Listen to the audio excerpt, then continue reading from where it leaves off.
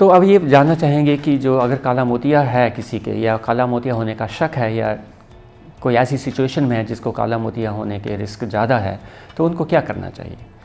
इसमें सबसे ज़रूरी बात तो यही है कि आप इसके बारे में जागरूक रहें। सबसे बड़ी ज़रूरी चीज़ यही होती है कि अगर आपको पता है, आपको नॉलेज है, आपको इन्फॉर्मेशन है इसके बारे में, तो उसका फ़ायदा आप उठा सकते हैं। काले मोतिये का ठीक टाइम पे पता चल जाए, उसके लिए जैसे मैंने बताया, आँखों का चेकअप बहुत ज़रूरी है। तो वैसे तो हर साल आँखों का चेकअप होना चाहिए, लेकिन ख़ासकर जब आप 40-45 साल की उम्र में पहुँचते हैं, तो वो एक टाइम है जब आपको नज़दीक के लिए चश्मा लगता है। उस टाइम पे काला मोतिया आने की संभावना भी होती है।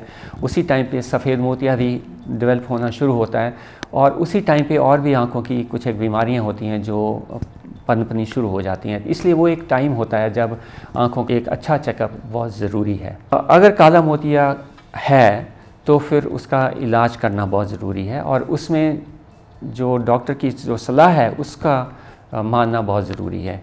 उसको हम कहते हैं कि जैसे दवाई शुरू करी है तो दवाई को बीच में नहीं छोड़ना है।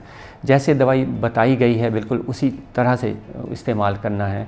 टाइम टू टाइम आँखों का चेकअप करवाना है, जिसमें आँखों का प्रेशर भी देखा जाएगा, और बाकी कुछ जो टेस्ट हैं वो भी रिपीट किए जाएंगे टाइम टू टाइम। वो जो रेगुलर तरीके से जो आँखों का इलाज करना है वो बहुत ज़रूरी हो जाता है।